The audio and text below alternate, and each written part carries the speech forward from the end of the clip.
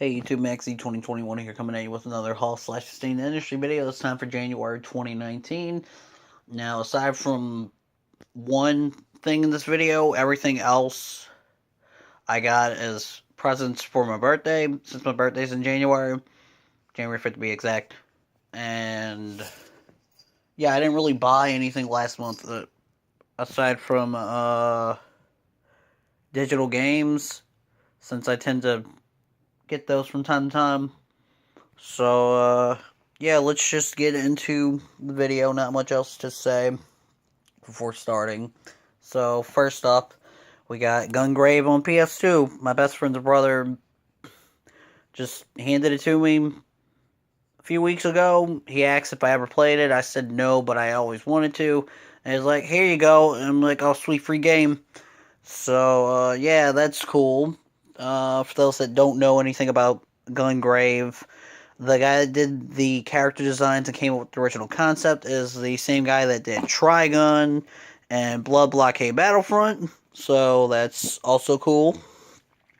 It has a sequel on PS2, an anime adaptation that, going by what I've read since I haven't watched it yet, it's a bit of an alternate continuity, or like it does more story stuff than what's in the first game, I think. And then last year there was a PlayStation VR game, which is supposed to lead into the next game that I think is coming out either this year or next year. But yeah, that's pretty cool.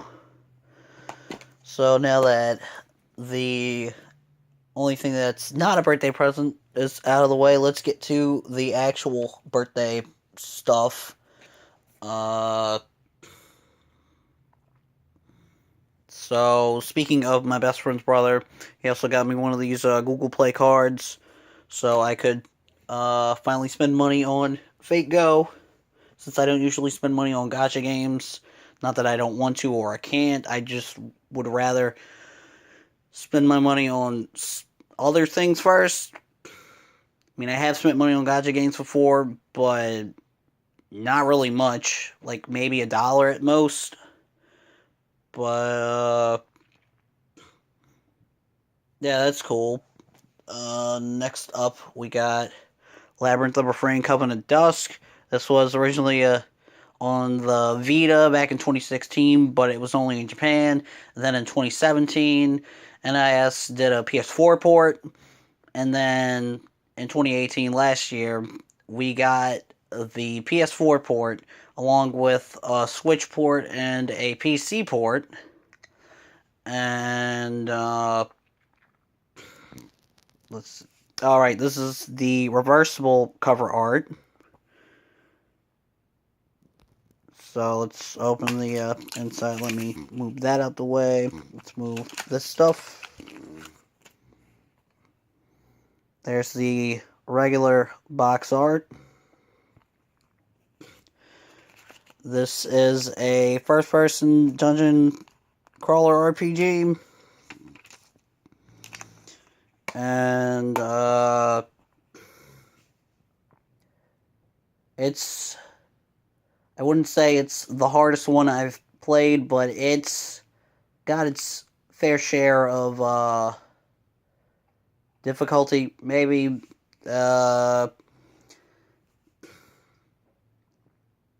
let's see, what else could I say about it? Oh yeah, that's right. I remember a year or two ago I had seen a review for the the game for like the Japanese release, and going by what I saw and what the guy was saying, I was kind of put off by it for some reason. But then I found out that when we were getting it, it had a collector's edition, and well, I didn't really find out until after it had sold out. So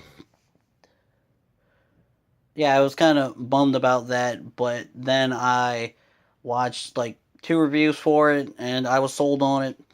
And then I asked a friend to get it for me for my birthday. He's like, okay, sure. But he, uh, wait. Yeah, he wasn't able to get it to me for, like, 2 or so weeks, but I'm good at waiting, so it's not a big deal. Uh, as far as the story goes, it's pretty dark, or yeah, it's pretty dark, at least compared to most of NIS's titles. I'd say it's close to the Witch and the 100 Night games, and I heard that you could also compare it to this other NIS game that they did a while back called Soul Eater and Soul Nomad and the World Eaters, but I've never played that one, so I don't know. I think this also has some connections to the Witch and the 100 Night games, but I'm not exactly sure what, since I haven't gotten far enough in the story to see if there are any connections or whatever, but yeah, it's pretty fun once you figure out all the ins and outs. Next up, we got Octopath Traveler. Alright, I gotta show the reversible cover art.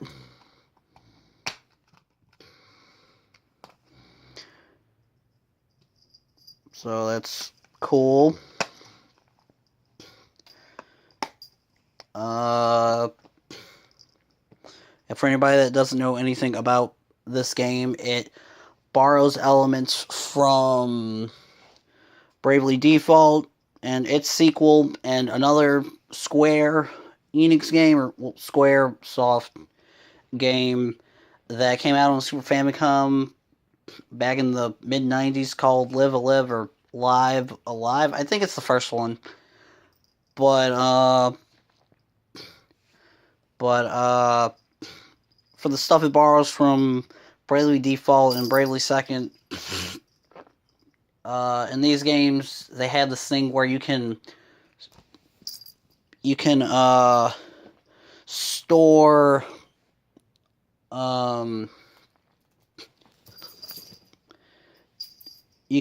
store points on each of your turns, and once you can save up to 4, and then if you use them all, you can use them all and do 4 actions. But if you do them without saving up points, then you have to wait however many turns, correlating to however many actions you took. So combine that with the job class stuff from Final Fantasy 3 and 5, and you can come up with some crazy combinations and some game-breaking stuff.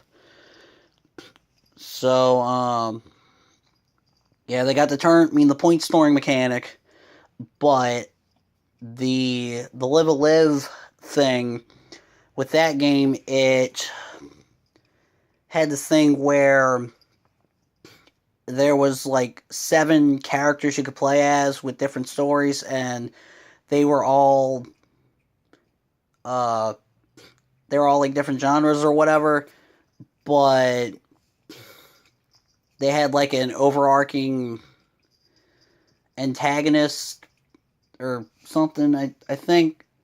But the thing about it is, after you finished all 7 stories, you unlock a 8th playable character, and the previous 7 stories all converge. And yeah,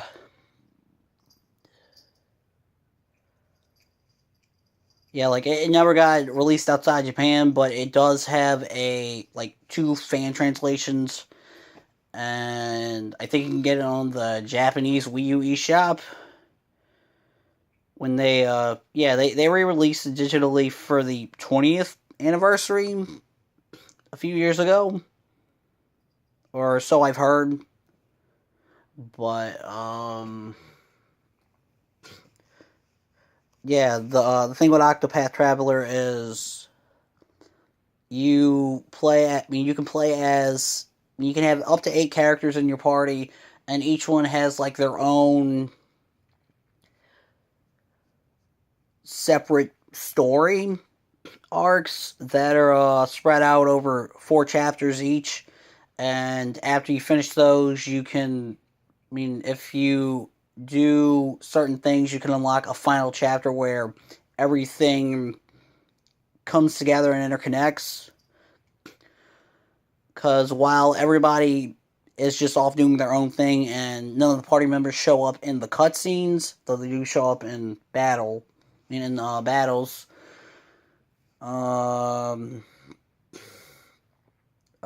is like bits and pieces of lore being dropped here and there.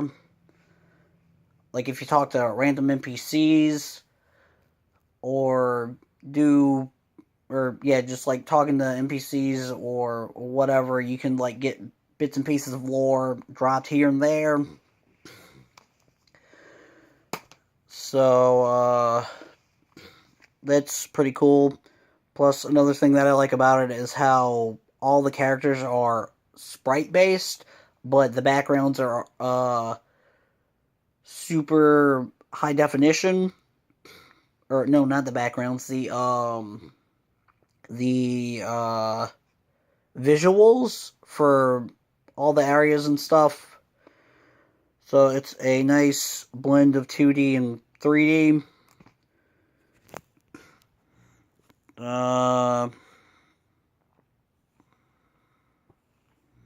Yeah, not really much else to say about it, I guess. Lastly, let's get to the wait. Yeah, that's right. For the last bit of stuff, one of my friends up in Washington State wasn't able to send me something because him and his girlfriend were in the process of moving, and I thought he was just going to send like 1 or 2 things, but I ended up getting a big package from Amazon, and it had like 6 things in it. So we got the Katamari Damacy OST, the Switch version of Galgun 2, the first omnibus volume for To Love Roo, complete series DVD for Golden Boy, and the Nier Automata World Guide.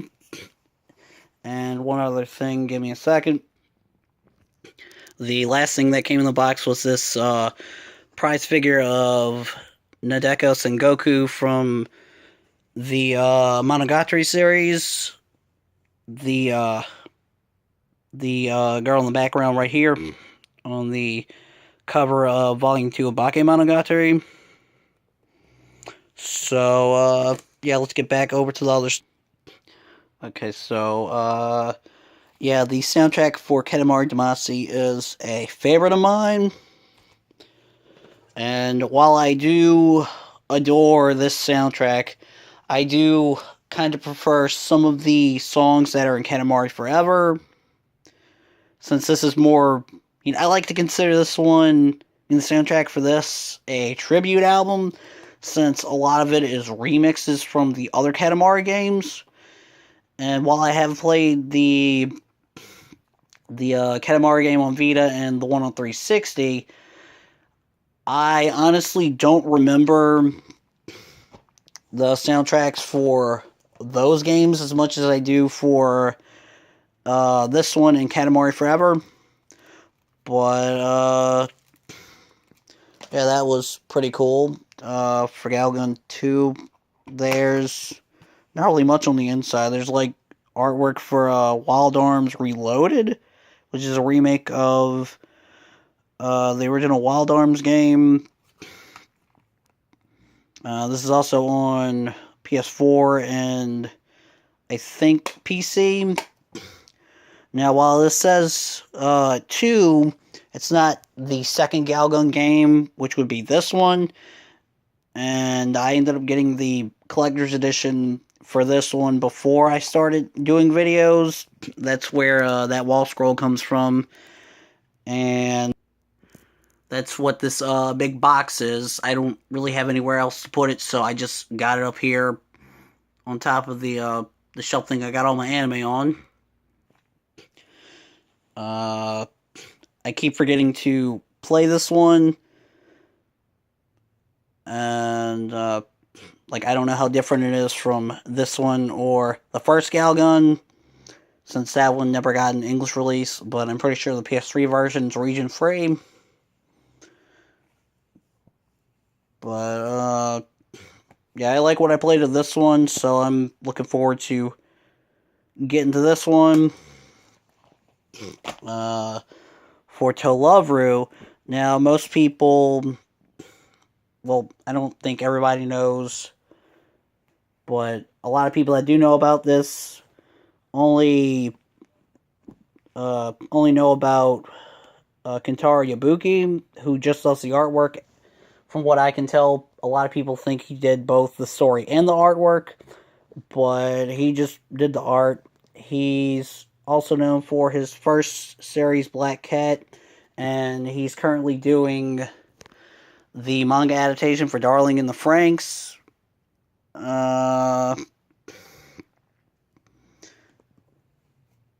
Now, even though this was published in Weekly Shonen Jump initially, Seven Seas Entertainment picked up the license for it. So, yeah, there's no censorship, so you can still see boobies or whatever.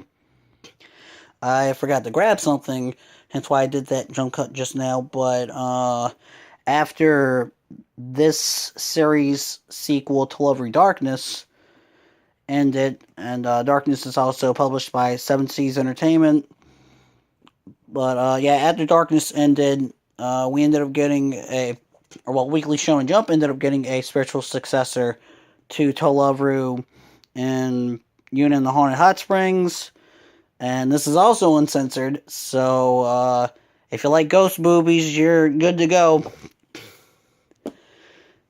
I haven't watched Golden Boy yet. I've always wanted to watch it.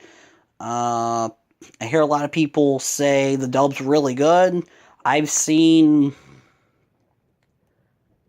small parts of the dub, and from what I have seen, I remember laughing a lot. I think this is actually based on a manga. Maybe.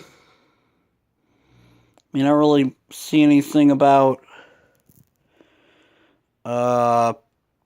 source material or whatever on the back, but yeah, I've heard some things about this anime, and I'm really looking forward to watching it when I get a chance. And for the Nier Automata World Guide, now my friend thought that this was just an art book, but it's more like a strategy guide along with like artwork and notes about the different stuff.